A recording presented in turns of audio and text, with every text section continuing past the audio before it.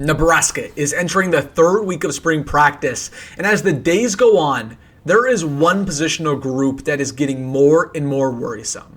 The offensive line for the Big Red has a lot of question marks, so in today's video, I'm going to go over this big-time spring practice update. How is everybody performing? The studs in that unit, the duds, who needs to step up? Why am I so worried about the offensive line and everything else you need to know? So really quick, this is going to be an honest, conversational video. Hit that like button if you're fired up. We're going to talk about all of it. And also, if you support what I'm doing here, daily Husker football content, it helps me out so much more than you would know. Please hit that subscribe button. Once again, it helps me out so much to support this channel. Please hit that subscribe button. Thank you so much.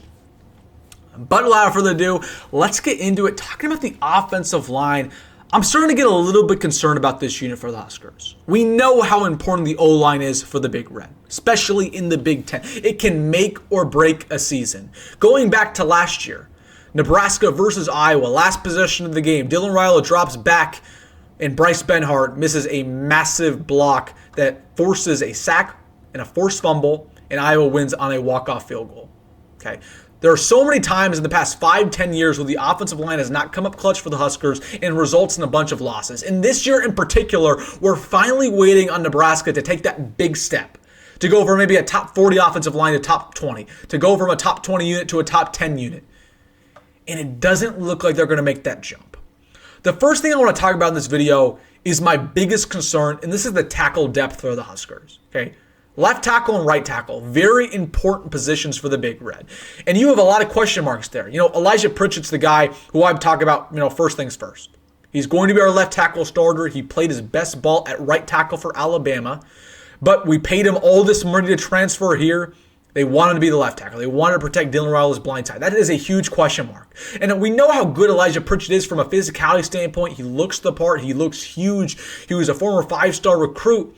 But the film doesn't lie. And when you go back to that Alabama film, he gave up sack after sack at left tackle. His technique was not great.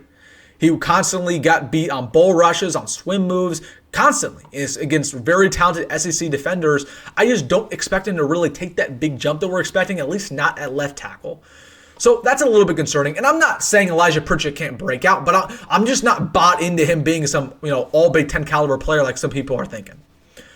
But that's just the tip of the iceberg, right? You go to the rest of the tackles here. You got Gunnar Gatula, who's great, or I should say he's fine, but he isn't great. He isn't elite. And then you have, two veteran tackles who've dealt with injuries throughout their career in Turner Corcoran and Teddy Prohaska. And don't get me wrong, it's nice to have those guys at depth, but those players are just not reliable. And we don't even know if they're going to be here in the fall. Who says those guys even want to stick around and sit on the bench? So what if Turner Corcoran leaves? What if Teddy Prohaska leaves?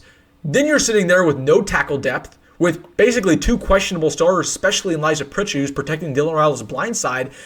In my opinion, Nebraska absolutely needs to get a tackle in the portal just to continue to add depth there. If there's one position you need to just continue to add bodies, it's the offensive line. Okay, so I'm really, really concerned about the tackle depth. And even I'm a little bit concerned, about the offensive guards. Again, I like Rocco Spindler. Obviously, he's went to Nebraska with the right mindset. I think he's going to be one of our best offensive linemen that we've had in the last 10 years. But there's still an open conversation about who's going to be our center. Justin Evans-Jenkins is good. He's not great. Henry Letufsky is good. He's not great. This is what I'm looking at for this unit. Who can finally be great? Okay? Because a good offensive line isn't going to cut it anymore. We've had a good offensive line over the past couple years. It could be top 50, top 40. It's average, a little bit above average. It's good. But that doesn't, make you a top, 20 team in the country like we want to be this year. In order for Nebraska to be successful, in order for us to take that big jump, more than anything, you need to have a great offensive line to protect Dylan. It doesn't matter how good Dylan's going to be. If he has no time in the pocket to make a throw, we're not going to win very many football games. That's the big concern right now with the offensive line. In my opinion, it's fine. It's a top 50 unit. But is that good enough? Are we just going to be fine with that? Are we going to be, okay, let's not do anything with it? In my opinion, Nebraska, going into the December, they probably should have took 3 or 4 offensive line transfers. They only took 2. And one of those was questionable in Elijah Pritchett. So, in my opinion, the big thing around Nebraska right now, can you get a transfer in the portal who can add depth in that room? And at the exact same time, here's probably the biggest thing that we don't know the answer to. Can this unit stay healthy? Because it's dealt with so many injuries. We have multiple guys already out in spring practice Who says those guys are ready to go by fall camp? We've seen them, what happens where they're just not. I don't know. What I do know is that Nebraska needs to continue to add bodies here, and I'm hoping some of these young guys can really step up. I really feel good about President Tomoa. I really feel good about Grant Bricks. I really like Samuel Sledge.